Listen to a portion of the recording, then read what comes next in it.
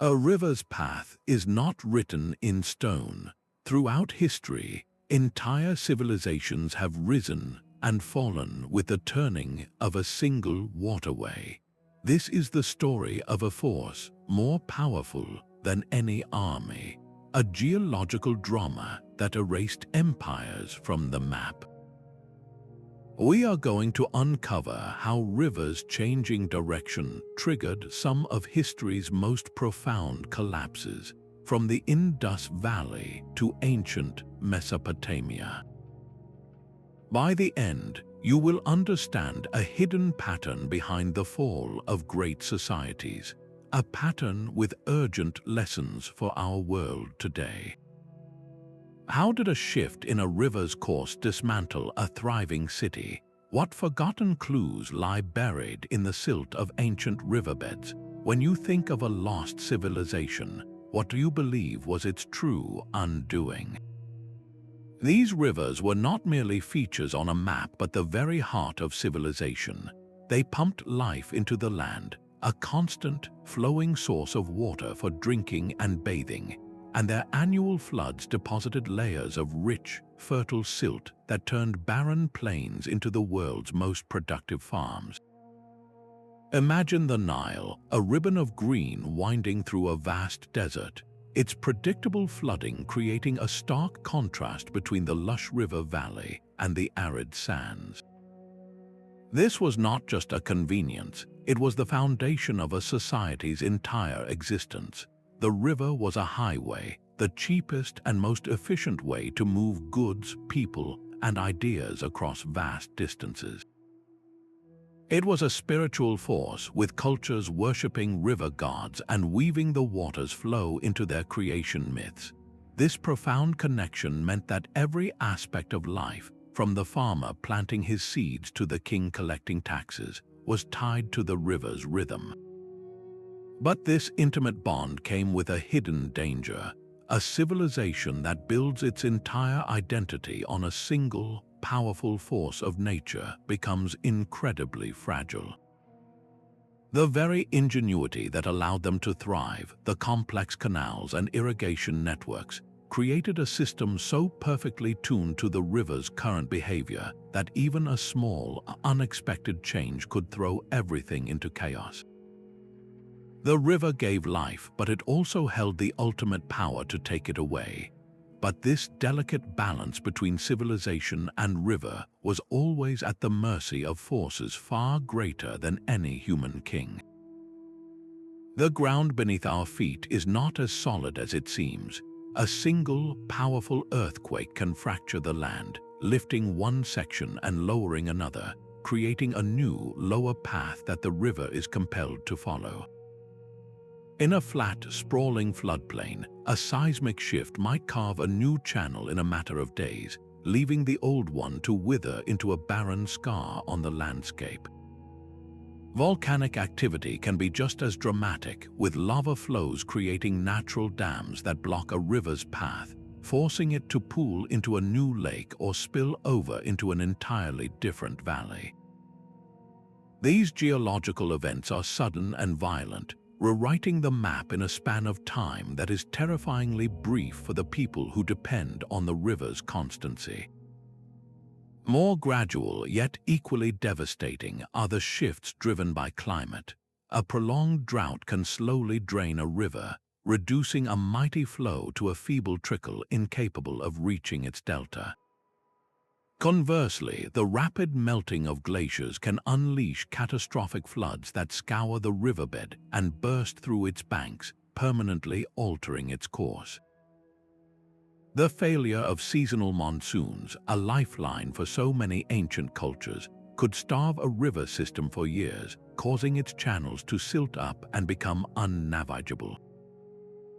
We see this in the deep past, where the gradual drying of the Sahara Desert choked off ancient rivers that once sustained vibrant ecosystems, redirecting their waters and leaving only vast, empty basins behind. These triggers reveal a profound truth. The river is not an independent actor. It is a single thread in a vast, interconnected tapestry of planetary systems, responding to the movements of the Earth and the rhythms of the global climate. A drought on one continent, an earthquake on another, these distant events could conspire to redirect the flow of life for a civilization thousands of miles away. For the people living through such a change, it must have seemed like a divine punishment, an inexplicable and sudden withdrawal of the world's favor. The river they knew, the god they worshipped, had simply turned its back on them.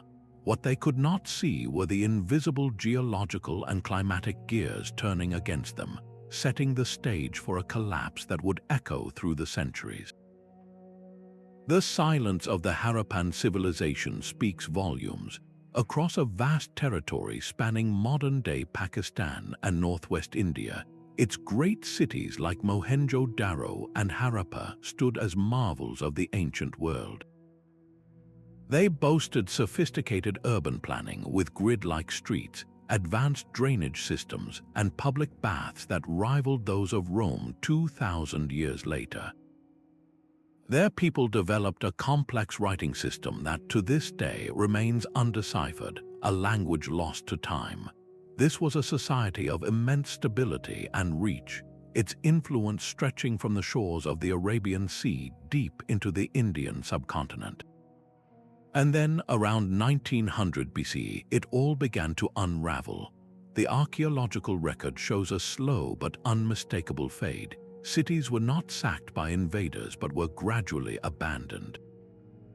The meticulous brickwork of the drains filled with silt, the standardized weights used for trade disappeared, the mysterious script vanished from seals and pottery.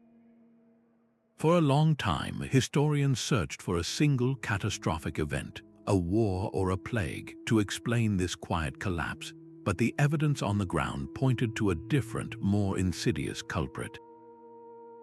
The lifeblood of this civilization was not just the mighty Indus River itself, but a network of waterways, most notably the great Gaga-Hakra River, which once flowed parallel to the Indus, nourishing the heartland of the Harappan world.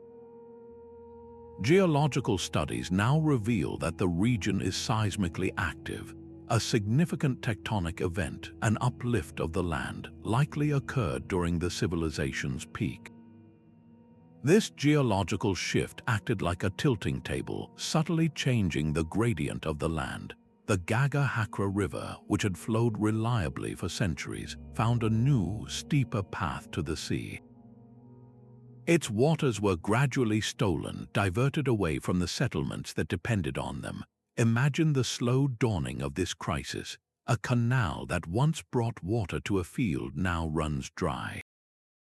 The annual flood, which deposited the fertile silt that renewed the soil, fails to arrive. The river, once a bustling highway for trade boats, becomes a shallow, meandering stream and then a dry riverbed. The agricultural surplus that supported city dwellers, artisans, and rulers evaporates. Without that surplus, the complex social contract that held the civilization together begins to fracture. There is no need for administrators to manage grain stores or coordinate harvests. The long-distance trade routes that brought in precious materials wither without goods to exchange. The population, faced with a slow-moving disaster, did what people have always done. They did not die out in a single cataclysm. Instead, they made a practical, heartbreaking choice.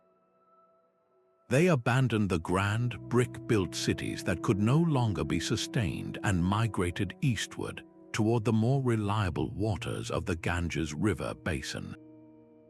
They became villagers again, their urban identity dissolving back into a rural, simpler way of life. The Harappan collapse was not a violent end but a gradual dispersal, a civilization dismantled not by the sword, but by the silent, relentless turning of a river. Their story is a haunting lesson in how environmental change can unravel the most intricate social fabric, leaving behind only silent cities and unanswered questions. The same geological drama played out with even greater force in the cradle of civilization itself. In Mesopotamia, the Akkadian Empire was the world's first true empire, a colossal achievement built by Sargon of Akkad around 2300 BC. It unified the warring city-states of Sumer and stretched from the Persian Gulf to the Mediterranean Sea. The empire's power was rooted in an unprecedented mastery of water. A vast and intricate network of canals branched out from the twin arteries of the Tigris and Euphrates rivers, transforming the arid landscape into a green garden. This was hydraulic engineering on a grand scale, a testament to human ingenuity's ability to bend nature to its will. The empire's administrators were masters of logistics, using cuneiform script on clay tablets to track harvests, distribute water rights, and command labor.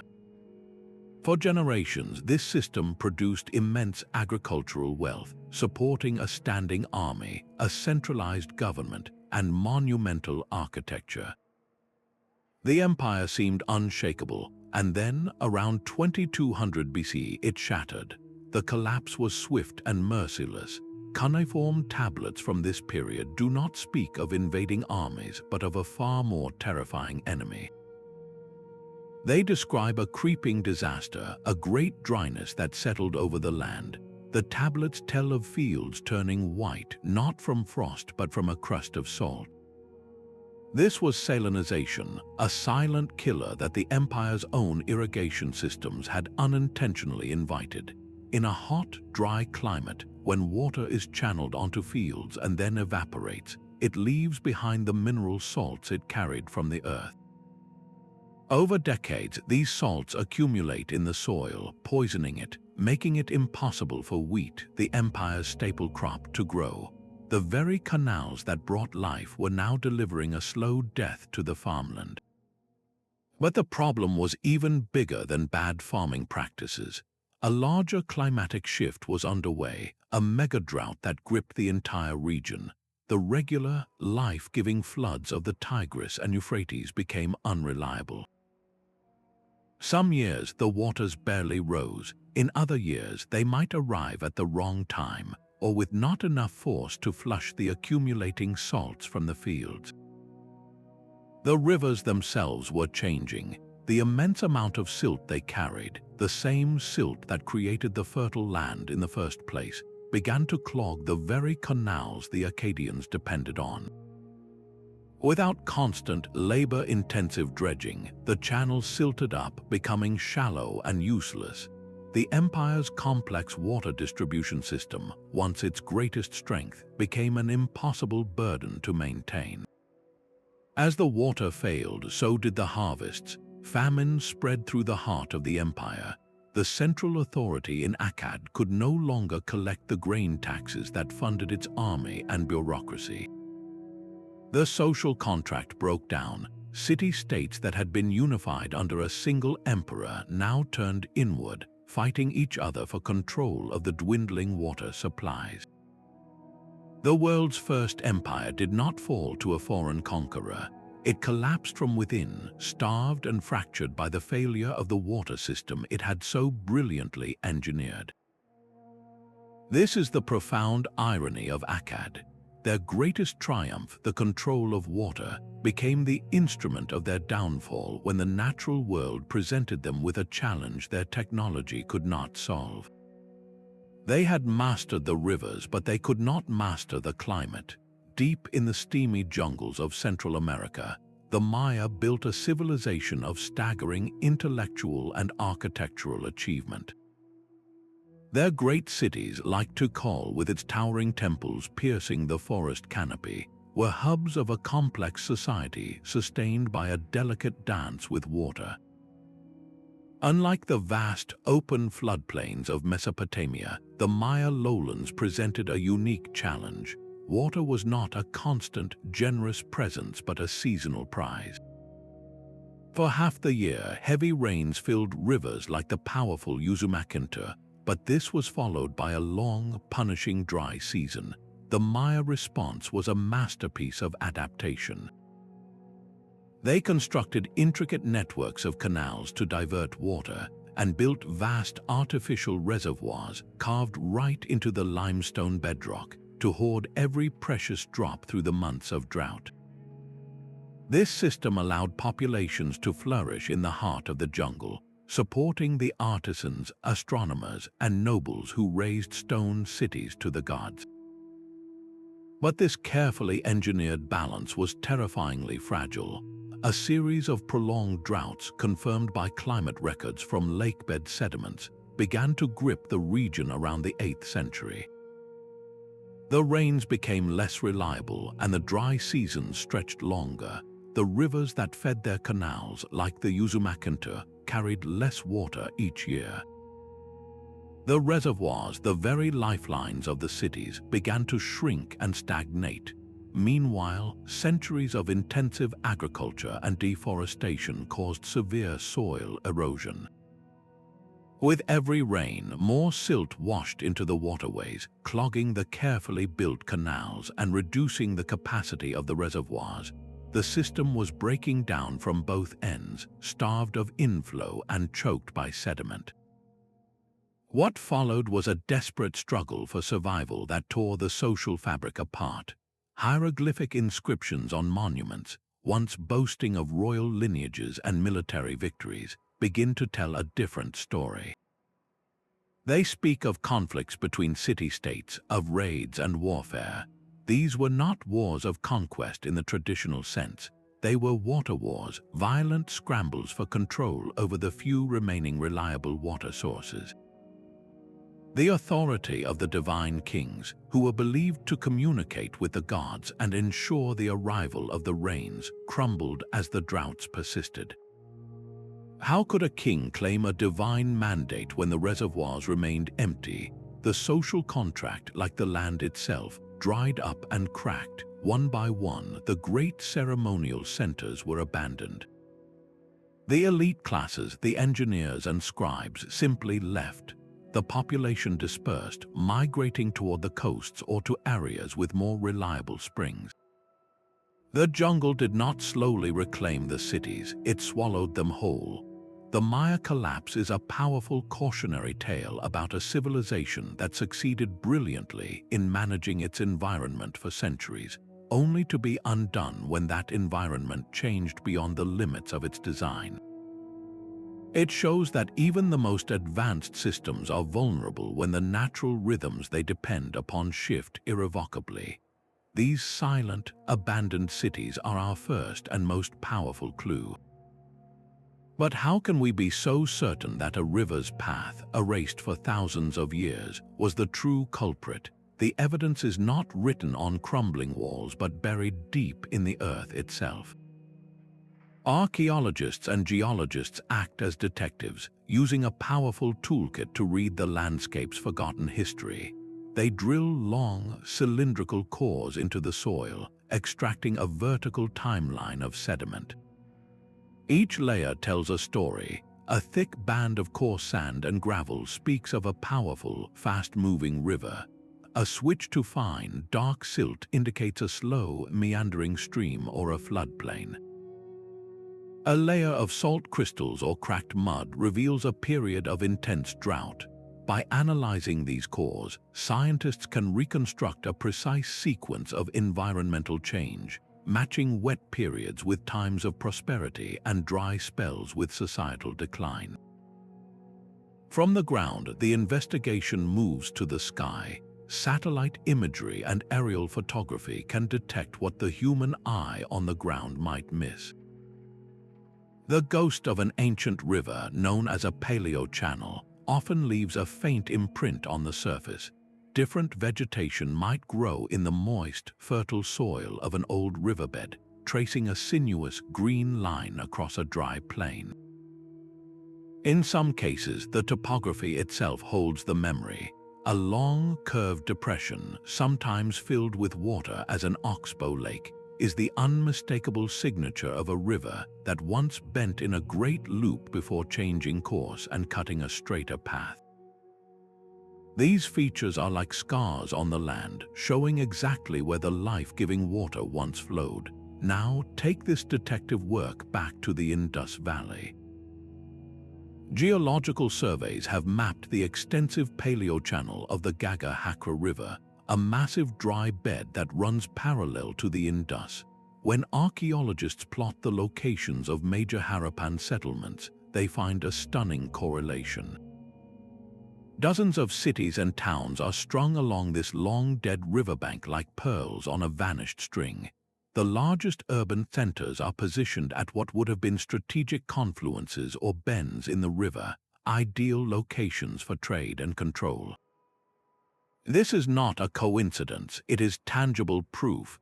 The cities did not drift away from the water drifted away from the cities. The same pattern emerges in Mesopotamia, where the shifting courses of the Tigris and Euphrates left behind sprawling alluvial fans and abandoned channels, explaining why some great cities were mysteriously left high and dry while others rose to prominence. This ability to trace the watery footprints of the past allows us to connect environmental events directly to the fate of human societies, turning legend into documented history. Yet this geological detective work points to a deeper, more unsettling truth. The collapse of these civilizations was rarely a simple case of nature turning against humanity. In many instances, human hands unknowingly helped to turn the tide. The very societies that depended on the rivers for survival often set in motion the changes that would lead to their own undoing. The grand irrigation canals of Mesopotamia did not just water fields. They exposed the soil to rapid evaporation under the hot sun, concentrating salts that would eventually poison the land. The Maya, in their quest to build vast cities, cleared immense tracts of forest for agriculture and for the limestone to construct their temples. This deforestation had a cascading effect. Without the deep roots of trees to hold the soil in place, the tropical rains washed incredible amounts of topsoil into the rivers and reservoirs. The waterways silted up, and the reservoirs designed to hold water began to fill with mud, drastically reducing their capacity to weather the dry seasons. These were not acts of malice, but of survival and ambition. Each generation was simply building upon the successes of the last, expanding their control over the environment to support a growing population. They were solving the immediate problems in front of them, unaware of the slow-moving ecological debt they were accumulating. A civilization might successfully divert a river to irrigate a new stretch of farmland, a monumental achievement. But that diversion could reduce the water flow downstream, causing the main river channel to silt up and become unstable. Over decades, the river, seeking the path of least resistance, might finally burst its banks during a major flood, carving a completely new course and abandoning the old one, along with the cities that depended on it. This process, known as avulsion, could be triggered or accelerated by human engineering. The relationship was a feedback loop. A period of favorable climate allowed a civilization to expand, leading to more intensive farming and larger construction projects. This expansion put greater strain on the river system. Then, when a natural stressor arrived, like a prolonged drought, the system was already weakened and the collapse was far more severe. The river's change of course was not always a purely natural event. It was often the final act in a long drama where human activity had written several of the key scenes. This interplay between ingenuity and consequence is not confined to the ancient world. It echoes in our modern challenges with climate change, where our solutions to one problem can create unforeseen challenges for the future. The lesson from the silt and ruins is clear. Our greatest strength, our ability to reshape the world to our needs, is also our greatest vulnerability. These ancient stories, passed down through generations, are more than just folklore. They are a deep cultural memory of the very events we have traced through sediment and stone. When a river that had sustained a people for centuries suddenly vanished or turned against them, the shock was so profound it had to be explained. The event was woven into the fabric of their identity, becoming a myth that carried the trauma and the lesson forward in time. In Hindu tradition, the descent of the goddess Ganga from the heavens is a story of both creation and purification. The gods begged her to come down to earth, but her power was so immense that her fall would have shattered the world. To prevent this catastrophe, the god Shiva caught her in his matted hair, gently releasing her in streams that became the great rivers of the Indian subcontinent. This is a beautiful, symbolic tale, but at its core it speaks to a fundamental truth. The arrival of these life-giving waters was not a gentle process. It was a dramatic, landscape-altering event, a rerouting of divine power that required a mighty force to control. The myth preserves the memory of a time when the rivers themselves were new and unpredictable, their courses shifting in ways that must have seemed both miraculous and terrifying to those who witnessed it. Across the world, Native American traditions are rich with stories of rivers changing their paths. Some tribes tell of a river turning away from a village as a punishment for greed or disrespect toward nature. Others describe a river suddenly appearing to guide a lost band to safety, a reward for their humility. These are not literal histories, but they are historical in a different sense. They encode a practical understanding of environmental fragility. They teach that the relationship with the river is a covenant. If the people abuse the gift can be taken away. The river's change of course, a real geological event, becomes a moral lesson, a way for the culture to make sense of a disaster and ensure its survival by instilling respect for the natural world. This human need to find meaning in catastrophe is universal. A drought that starves a civilization is not just a weather pattern, it becomes the wrath of a displeased god.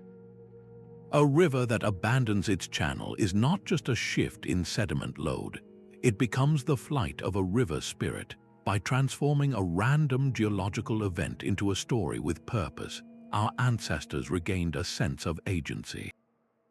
They could plead with the gods, perform rituals, and change their behavior, believing they could influence the forces that had upended their lives. These myths are therefore a crucial piece of evidence. They are the emotional and psychological record of environmental collapse, a testament to the resilience of the human spirit in the face of planetary forces beyond its control. They remind us that the story of a river's turn is not just one of silt and water, it is a story etched into our very souls. A river's change of course did not just starve fields. It could sever the very arteries of commerce that connected the world. These waterways were the superhighways of antiquity, the cheapest and most reliable way to move immense quantities of goods across vast distances. A merchant with a boat could transport more weight farther and faster than any caravan of pack animals. The stability of a river's path was therefore synonymous with the stability of trade. When that path shifted, the economic shockwaves could isolate entire regions, toppling cities that owed their wealth not to local farms, but to their position as a bustling port. Consider the potential fate of ancient cities along the legendary Sarayu River in India. This river, mentioned in sacred texts, is believed to have once been a major tributary of the Ganges, creating a vital trade corridor. Imagine the flow of goods. Timber and precious stones from the Himalayan foothills would float downstream. Salt, spices, and crafted metals from the plains would travel upriver. Cities situated at the confluence of such routes thrived as cosmopolitan hubs, places of exchange not just for goods but for ideas and culture. If a geological event, perhaps an earthquake or a massive landslide, caused the Sarayu to divert its waters to another channel, the consequences would be catastrophic. The city that once buzzed with activity at the river's bend would find its docks stranded. the river highway had simply moved, leaving the settlement economically landlocked. The trade that was its lifeblood would slowly, inexorably, find a new route along the new watercourse, and the old city would wither into a ghost town remembered only in legend. This same dynamic played out with brutal efficiency in Mesopotamia. The great city of for instance, was once a glorious port on the Euphrates River, with its docks opening onto the Persian Gulf. It was a gateway to the world, receiving copper from Oman and luxury goods from the Indus Valley. But the Tigris and Euphrates are notoriously volatile, carrying enormous loads of silt. Over centuries, this sediment gradually extended the coastline farther into the Gulf. The river channels themselves silted up and became unstable, shifting their courses away from The city that had been a maritime capital found itself left high and dry, literally and economically. The trade moved to other cities with better access, and political and economic power drained away with the receding waters. This economic dimension reveals a hidden vulnerability. A civilization could be agriculturally self-sufficient, but if its trade networks were severed, it lost access to critical resources. Metals for tools and weapons, specialized goods that supported artisan classes, and the cultural stimulation that comes from contact with the wider world, all of this vanished when the river highway changed its address. The collapse was not always a sudden famine. Sometimes it was a slow, silent bankruptcy as the flow of wealth simply stopped and the world moved on without looking back. The silence of an abandoned city is the loudest testament to human desperation. When the rivers turned away, the people left behind faced an impossible choice. Their responses, carved into the historical record, reveal a spectrum of human ingenuity and despair. Some societies chose flight, a mass migration in search of new beginnings. The Great Dispersal from the Harappan cities was not a chaotic stampede but a slow, deliberate movement of populations eastward toward the Ganges basin, trading urban complexity for rural survival. This was a practical acknowledgement of defeat, a decision to start over where the water still flowed. Other cultures chose to fight, not with weapons at first, but with intellect. In the arid landscapes of ancient Persia, where surface rivers were scarce and unreliable, engineers devised one of history's most elegant solutions, the Qanat. These were underground tunnels gently sloped to tap into water trapped in mountain aquifers and guided for miles by gravity alone to the arid plains below. This was innovation born of absolute necessity, a way to create a reliable river where nature had provided none. It allowed settlements to flourish in some of the driest regions on Earth. Yet, adaptation was not a guarantee of success.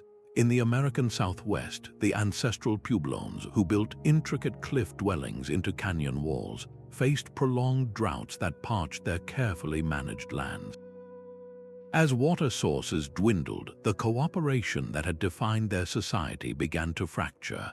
Archaeological evidence points to an increase in violence during this period. Defensive structures were built, and some sites show signs of conflict. What began as a shared struggle for survival descended into a brutal competition for the last remaining reliable springs.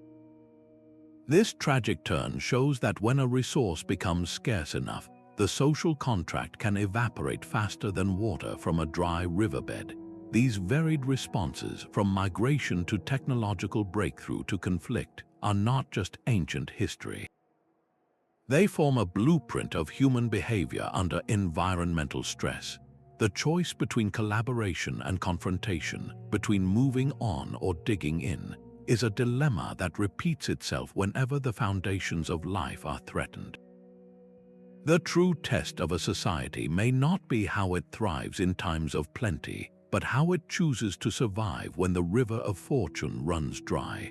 A river does not change its mind slowly. It can commit to a new path in a single, violent season. This sudden, catastrophic shift is known as an avulsion, and it is the geological equivalent of a revolution. For a civilization built along its banks, an avulsion is not a gradual drought but a swift, decisive cut. The process begins with sediment, the very material that makes river valleys so fertile. Over centuries, a river deposits more and more of this silt along its bed, slowly raising the river channel higher than the surrounding floodplain. It becomes a ribbon of water flowing on a raised ridge, held in place only by its own natural levees. This is a precarious balance. All it takes is one massive flood, one breach in the levee during a record storm, for the pent-up water to find a steeper, more efficient path downhill. The river abandons its elevated, silt-choked channel forever, carving a new course through the lower landscape in a geological instant.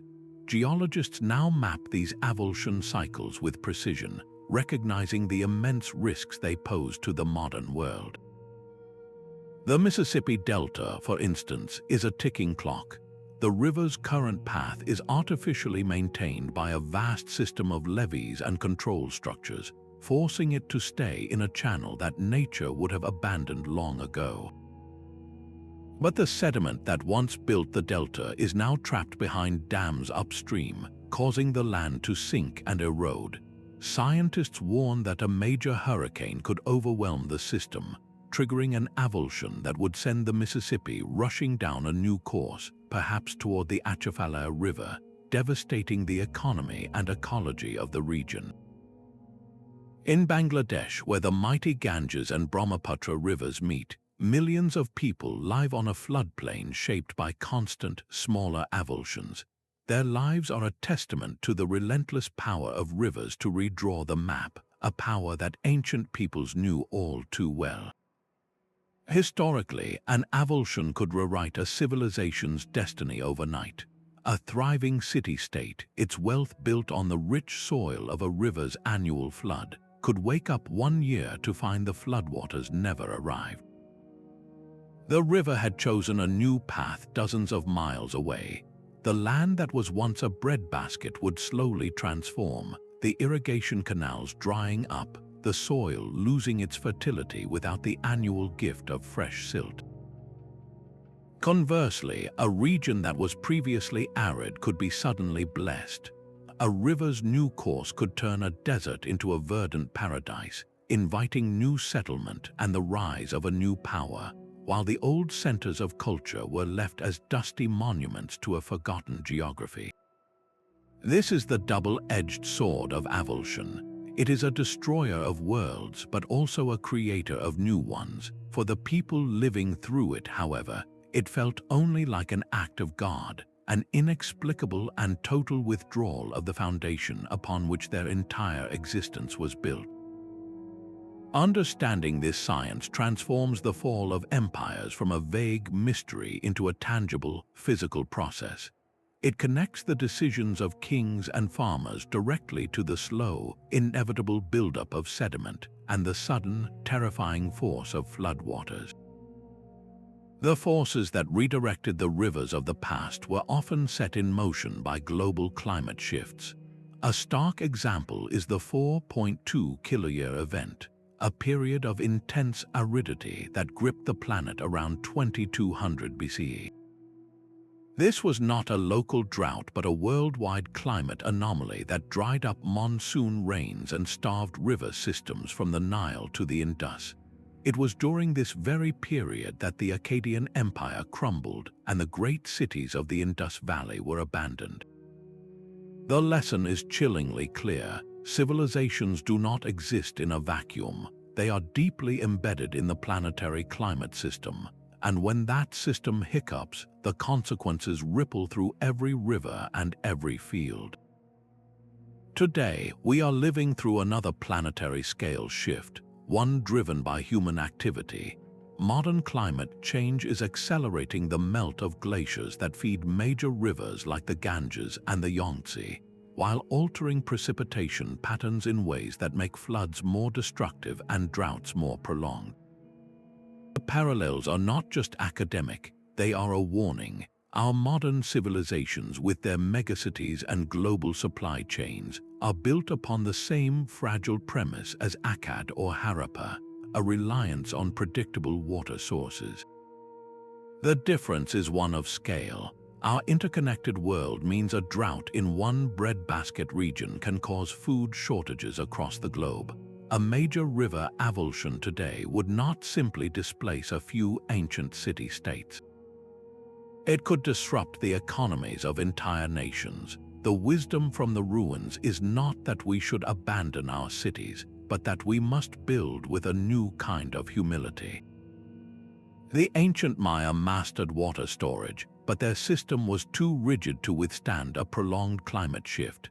Our challenge is to create flexible, resilient water management strategies that can adapt to a changing world, moving away from a reliance on single, massive river systems toward diversified water sources and conservation. The past teaches us that the greatest threat is not the change itself, but the refusal to adapt. This same principle of working with nature, rather than dominating it, separates the enduring legacies from the forgotten failures of ancient engineering. The ambition to control water is as old as civilization itself. Roman engineers built aqueducts that marched across valleys, bringing fresh mountain water to cities with a reliability that would be impressive even today. In China, massive flood control projects along the Yellow River attempted to tame what was known as China's sorrow, a river notorious for its devastating course changes. These were monumental achievements, testaments to human ingenuity, but for every success there were catastrophic miscalculations. North America's great pre-Columbian city, Cahokia, stood near the confluence of the Mississippi and Missouri rivers. At its peak around 1100 CE, it was larger than London at the same time, a bustling metropolis of mounds and plazas. Its engineers reshaped the landscape, building not only grand earthen pyramids but also a complex system of canals and ponds to manage water. Recent archaeological evidence suggests that this very system may have contributed to the city's downfall.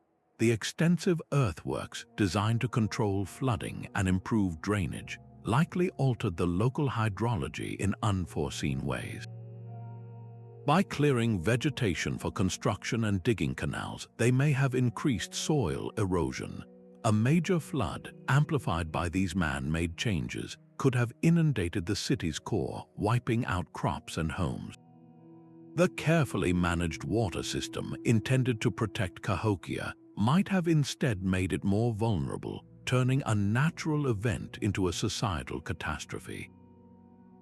The city was largely abandoned by the 1400s, a silent monument to an engineering gamble that failed.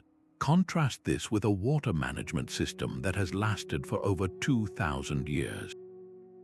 In the dry zone of Sri Lanka, ancient kings oversaw the construction of an intricate network of reservoirs known as tanks.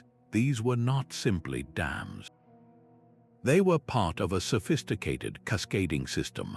Large tanks captured monsoon rains in the highlands and then released water through canals to smaller tanks downstream, which in turn fed a web of rice paddies. The design worked in harmony with the seasons and the lay of the land.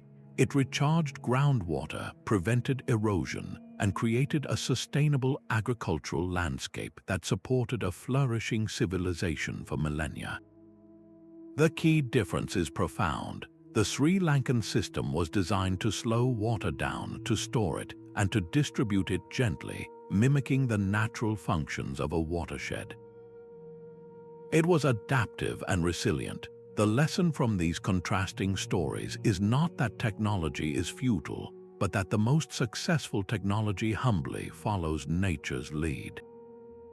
It is a principle modern engineers are urgently relearning as we face our own environmental uncertainties, building with concrete where ancient builders worked with earth and an intimate understanding of the flow of life. A river's betrayal was more than a physical catastrophe. It struck at the heart of a society's understanding of the universe. In ancient Egypt, the Nile was not merely a source of water. It was the god Hapi, a divine force whose annual inundation was an act of cosmic benevolence. The entire Egyptian calendar, their religious festivals, and the very authority of the pharaoh were tied to the river's predictable rhythm. The pharaoh was the intermediary between the gods and the people, responsible for ensuring the flood arrived. But what happened when the Nile failed? A low or unpredictable flood was not just an agricultural problem. It was a theological crisis, a clear sign that the gods were displeased. The pharaoh's power, which was supposed to guarantee order or mot, was suddenly thrown into question. In response, the state would launch elaborate rituals, offering sacrifices and prayers to appease Hapi and the other deities. These were not mere superstitions. They were desperate attempts to restore a broken cosmic balance, to use religious ceremony to fix a problem that had ecological roots.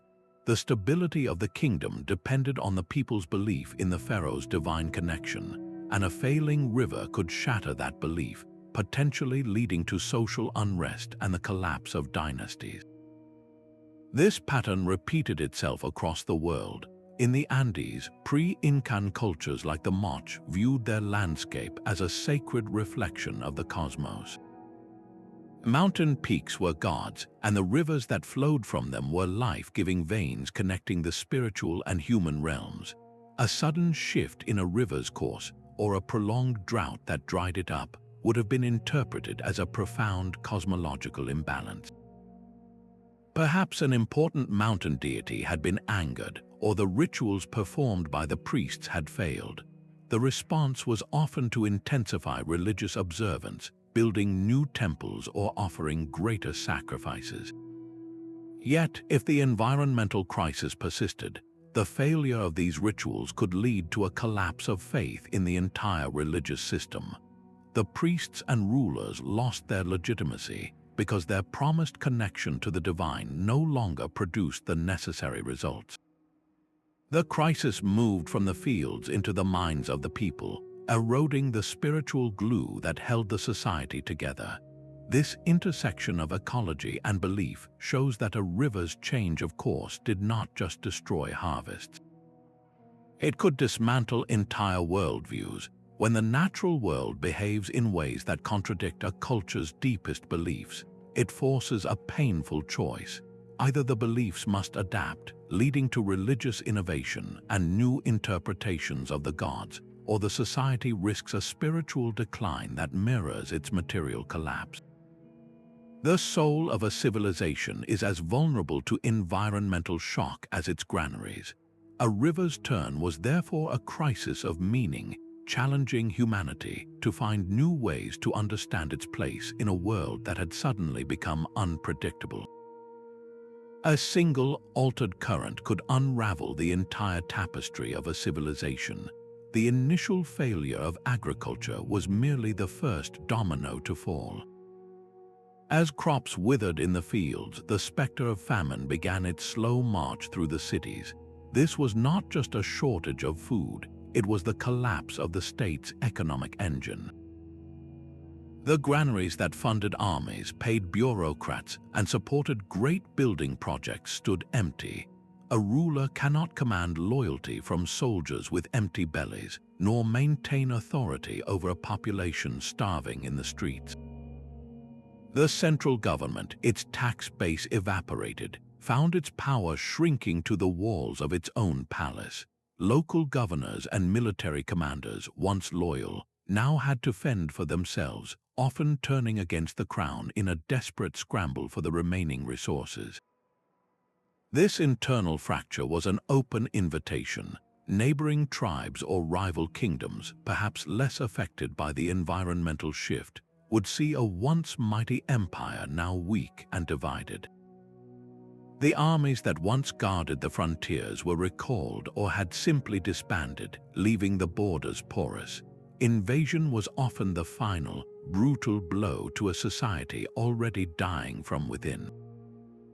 The political structure, shattered by the loss of its economic foundation, could not mount a coherent defense, the civilization did not just fade away, it was dismantled piece by piece in a cascade of crises that all traced back to that single, fundamental change in the river's path.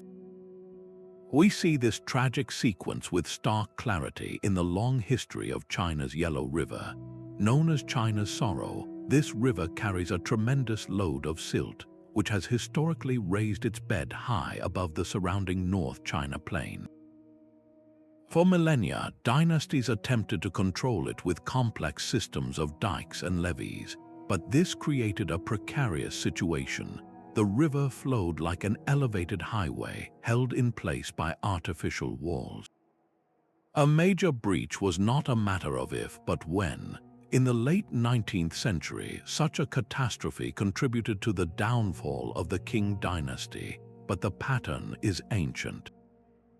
A colossal flood or a deliberate act of wartime sabotage, like cutting a dike to slow an enemy army, could cause the Yellow River to abandon its channel entirely.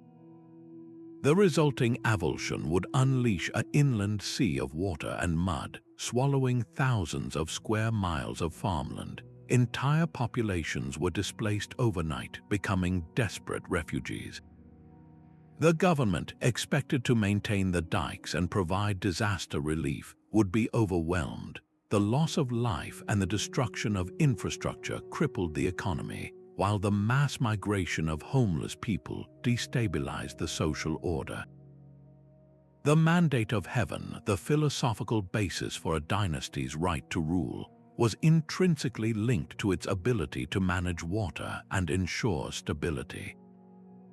A river's betrayal was seen as a clear sign that the ruler had lost divine favor, paving the way for rebellion and the rise of a new dynasty. The fall was not caused by the river alone, but the river's shift was the spark that ignited a powder keg of social and political vulnerabilities. This domino effect reveals a crucial truth about our own world. We have built a global civilization of immense complexity, where a drought in one hemisphere can raise bread prices in another, and a flood can disrupt supply chains across continents. The interconnectedness that gives us strength also creates profound vulnerability. The lesson from the silt of the Yellow River and the abandoned cities of Mesopotamia is that sustainability cannot be achieved by solving one problem in isolation. We cannot simply build higher dikes and expect to be safe.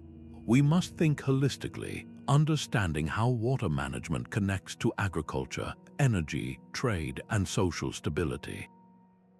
A failure in one part of the system can trigger a cascade of failures elsewhere. The ancient collapses remind us that our greatest security lies not in dominating nature, but in building resilient systems that can adapt and bend without breaking when the inevitable change arrives. The river's course may be fixed on our maps today, but the forces that guide it are as powerful as ever. The ghost of the Aral Sea is a stark, modern monument to this ancient pattern.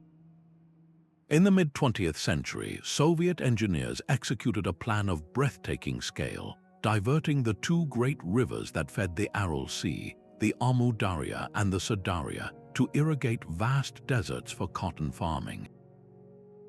For a time it worked. The region became a major producer of cotton, but the sea, once the world's fourth largest lake, began to die. Deprived of its lifeblood, it shrank with shocking speed, leaving behind a toxic desert where fishing boats now lie rusting on the sand, miles from any water. This was not a slow geological shift. It was a deliberate, human-made avulsion, a rerouting of rivers that mimicked the worst natural disasters of antiquity. The consequences were a perfect echo of the past, a collapse of local climate, a loss of livelihood, and a public health crisis from wind-blown salt and pesticide dust. The story of the Aral Sea is a chillingly clear example of how quickly we can engineer our own ecological collapse when we view rivers as mere resources to be exploited, rather than as vital, dynamic systems. Today, the pressures are even more complex. The mighty Colorado River, which carved the Grand Canyon, is so heavily dammed and diverted that it rarely reaches its delta in the Gulf of California. The Nile, the ancient sustainer of Egypt, faces unprecedented strain from a growing population, the immense reservoir behind the Aswan High Dam, and a new dam upstream in Ethiopia, creating a tense political struggle over a dwindling resource. In Southeast Asia, the Mekong River's fertile pulse is being altered by a cascade of new dams, threatening the fish stocks that feed tens of millions and the annual flood cycle that enriches the farmland of Vietnam's delta. These are not hypothetical future threats. They are current crises unfolding in real time, and they follow the same script we have seen before. The initial engineering success that enables growth, followed by the slow accumulation of stress, and finally, the risk of a tipping point. The difference now is one of scale. A failure in one of these major river systems would not just affect a single civilization, but would send shockwaves through global food and energy markets. The lessons from the silent cities of the Indus and the salinated fields of Akkad have never been more relevant. They teach us that sustainability is not about conquering a river, but about learning to dance with its natural rhythm, to build systems that are flexible and resilient enough to survive when the music inevitably changes. Our technological power has grown, but the fundamental relationship between water and civilization remains unchanged, and so do the consequences of breaking that bond.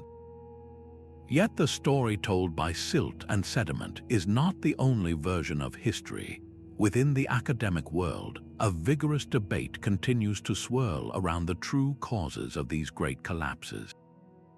While the evidence for environmental disaster is compelling, some historians argue that placing all the blame on a river's turn is an oversimplification. They point to other powerful forces like sudden invasion, internal social revolt, or devastating pandemics that could deliver a final, fatal blow to a civilization already weakened by drought or famine. For these scholars, the river's change was not the sole killer, but rather the critical stressor that exposed a society's underlying vulnerabilities, making it susceptible to other threats. The case of the Sarasvati River in ancient India is a perfect example of this scholarly contention. Described in ancient Vedic texts as a mighty, flowing goddess, the Sarasvati's historical reality is hotly debated. Some researchers, aligning geological data with the texts, argue it was indeed the great Gaga-Hakra River, whose demise led to the migration of people eastward and shaped the cultural memory preserved in the hymns. Others propose a different scenario, suggesting the Sarasvati was always a seasonal stream, and that its description as a powerful river was more mythological than literal. They point to factors like overpopulation, shifting trade routes, or even a major earthquake that damaged cities directly, arguing that the river's decline was just one piece of a much more complicated puzzle. These debates are not merely academic squabbles, they are essential to our understanding, forcing us to move beyond a single, neat explanation and confront the messy, interconnected reality of history. A society does not collapse for one reason alone. It collapses when multiple systems fail at once. A prolonged drought might cause famine, which leads to civil unrest, which weakens the army, which invites invasion. In this chain of events, was the primary cause the drought, the social unrest, or the invasion? The answer depends on which link in the chain you choose to emphasize. This complexity is a crucial lesson. It warns us against looking for silver bullets or simple parables in the past. The fall of a civilization is never just an environmental story or a political story. It is a human story, a tapestry woven from threads of climate, geography, technology, belief, and ambition. By engaging with these debates, we train ourselves to think critically about the world we are building today. Are we focusing too much on one potential threat while ignoring the others? Are we creating systems that are resilient to a single shock, or are we building in buffers against a cascade of failures? The past does not offer easy answers, but it provides a richer set of questions, reminding us that the most profound collapses are those where many things go wrong at the same time. These technological advances have turned speculation into science. A laser fired from an aircraft can now peel back the dense canopy of a Guatemalan jungle, revealing the ghostly imprint of a civilization long swallowed by the earth. This is LiDAR, or light detection and ranging, and it works like a powerful X-ray for the landscape. By measuring the time it takes for laser pulses to bounce back from the ground, it creates a precise, three-dimensional map of the surface, filtering out trees and vegetation. What appears to the naked eye as an unbroken green wilderness is suddenly laid bare as a complex urban network. In the Maya world, LiDAR has uncovered vast, previously unknown networks of canals, reservoirs, and agricultural terraces, showing exactly how they managed their precious water on a scale we never imagined. It reveals how a city was laid out in relation to a long-vanished spring, or how a canal system was designed to capture every drop of rainfall. This is not just finding lost cities, it is reconstructing the entire hydraulic heartbeat of a civilization. Another powerful tool lies in the map room. Geographic Information Systems, or GIS, allows researchers to layer different types of data onto a single digital map. Imagine pulling up a satellite image of the Indus Valley. Then, with a few clicks, you overlay the geological survey data showing the Paleo channels of the Gaga-Hakra River. Next, you add a layer plotting the location of every known Harappan archaeological site. The result is undeniable. A perfect correlation emerges, with settlements clustering along the ancient riverbanks like towns along a modern highway. GIS can also model water flow, simulating how a tectonic shift might have altered a river's gradient and diverted its course over centuries. But perhaps the most intimate evidence comes from the people themselves. When you drink water, its unique chemical signature, its isotopic composition, is incorporated into your tooth enamel and bones. By analyzing the oxygen isotopes in the skeletal remains of an ancient Maya noble or an Akkadian farmer, scientists can determine where that person sourced their water throughout their life. Did they drink from a highland spring or a lowland river? Did the isotopic signature remain consistent, indicating a stable water source, or did it change dramatically, suggesting a migration forced by drought or a shifting river? This turns a single skeleton into a biography of water access, a personal story of environmental stability or crisis. These tools are closing the loop between cause and effect. We are no longer just guessing that a drought contributed to a collapse. We can see the drought in the sediment cores, map the failing canals with LiDAR, and read the evidence of thirst in the teeth of the people who lived through it.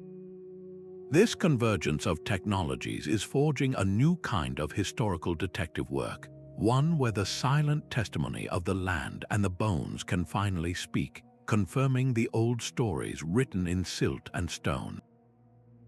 The rusted fishing boats stranded in the desert of the Aral Sea are a modern warning, but they are not the final chapter. A profound shift is now underway, a movement to reverse the damage by applying the very lessons whispered by ancient riverbeds. Across the globe, engineers and ecologists are not just building higher walls, they are embarking on a radical new mission to give rivers back their freedom. In Florida, the Kissimmee River was once a meandering, lush waterway, a complex ecosystem that naturally stored water during wet seasons and released it slowly during dry spells. In the 1960s, it was straightened into a sterile, concrete-lined canal for flood control. a classic example of mid-century engineering that prioritized immediate human convenience over long-term health. The result was an ecological disaster with wetlands drying up and water quality plummeting. But then, in one of the largest restoration projects ever attempted, engineers began to undo their own work. They are dismantling the canals, filling them in, and coaxing the river back into its original, winding course. It is a deliberate act of humility, an admission that the river's own design was more sophisticated than any human plan. This is not merely about nostalgia for a wilder past. A meandering river slows water down, allowing it to seep into the ground and replenish aquifers, creating a natural buffer against both floods and droughts. It is a living sponge, and we are learning to value its absorbent power. Similarly, along the Rhine River in Europe, after centuries of being constrained by levees to protect riverside factories and towns, planners are now creating floodplains, designated areas where the river is allowed to spill over safely during high water. This approach directly echoes an ancient Chinese philosophy, the idea of living with water rather than fighting against it.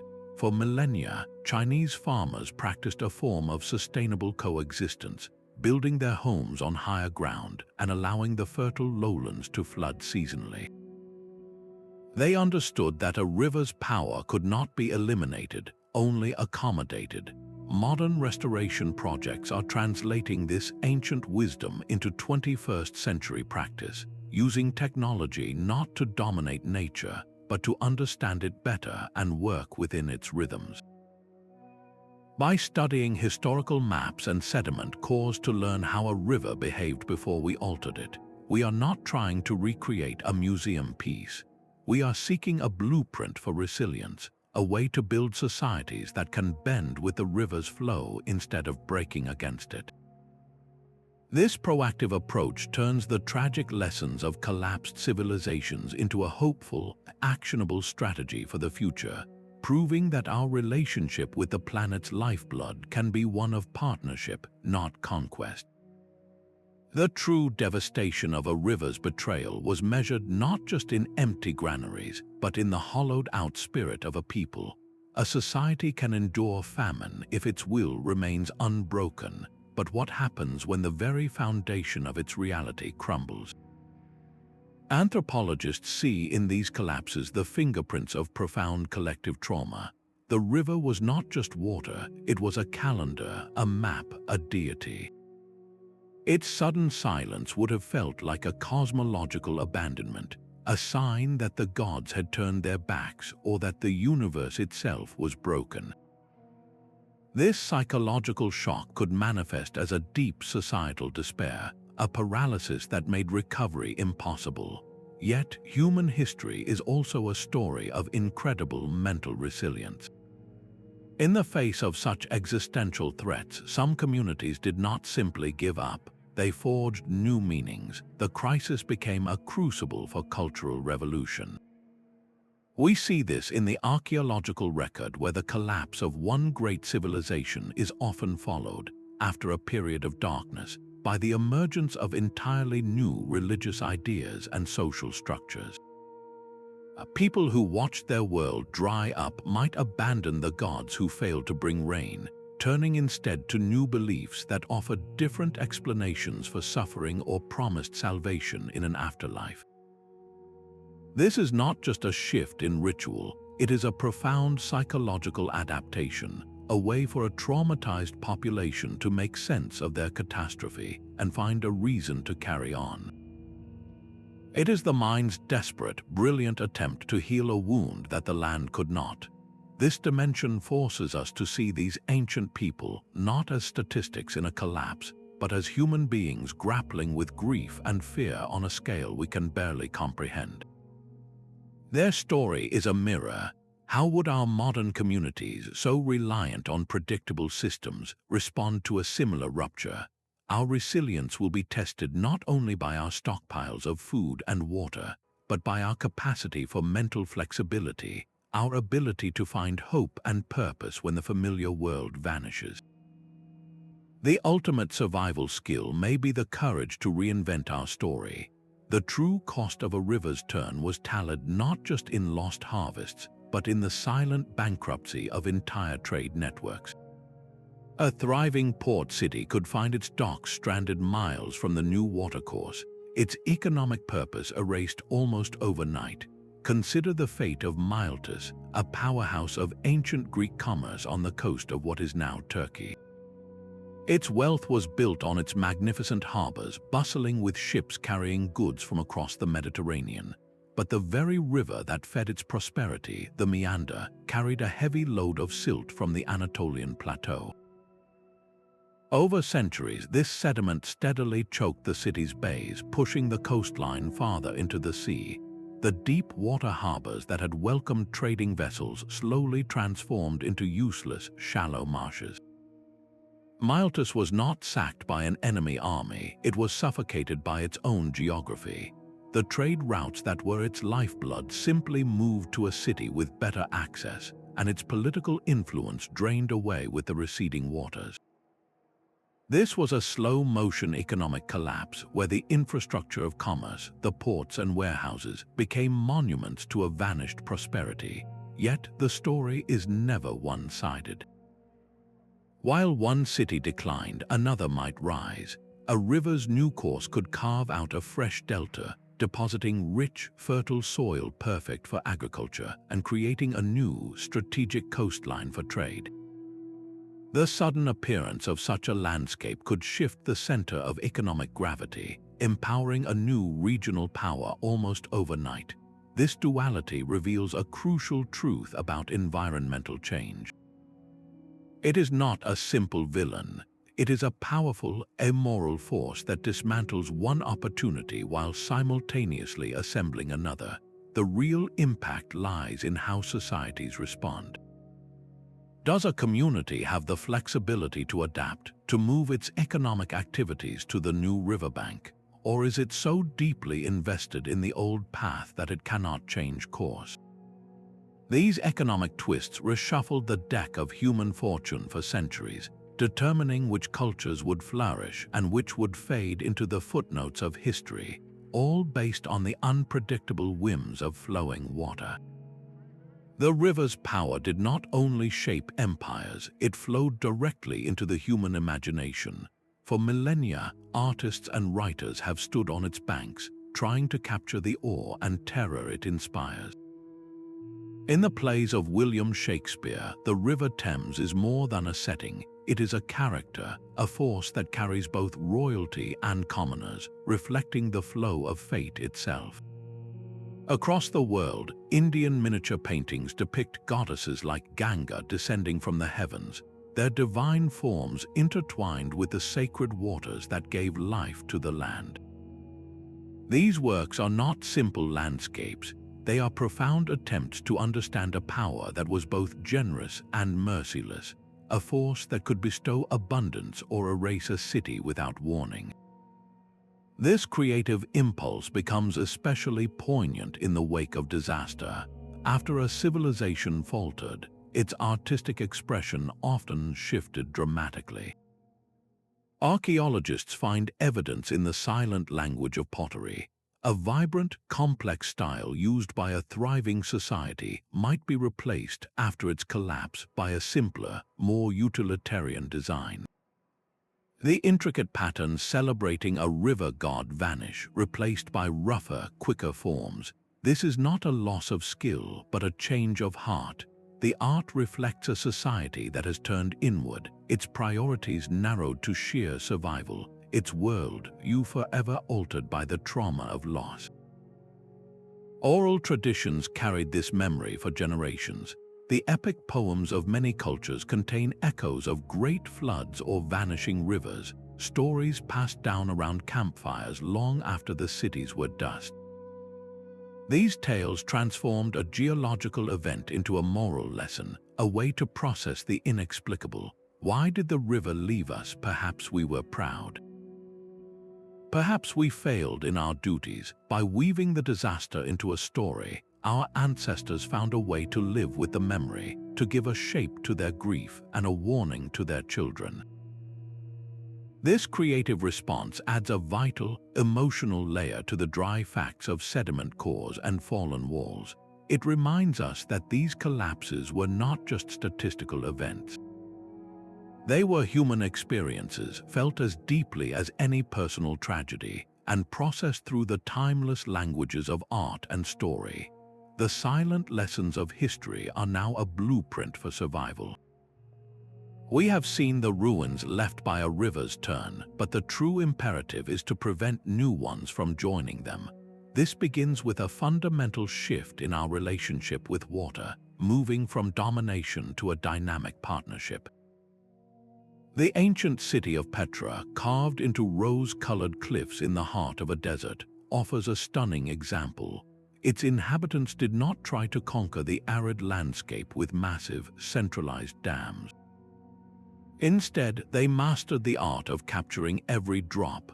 They built a complex network of small channels, cisterns, and terracotta pipes that collected scarce rainwater from a vast catchment area, channeling it to fortified reservoirs and even directly into the homes of the elite.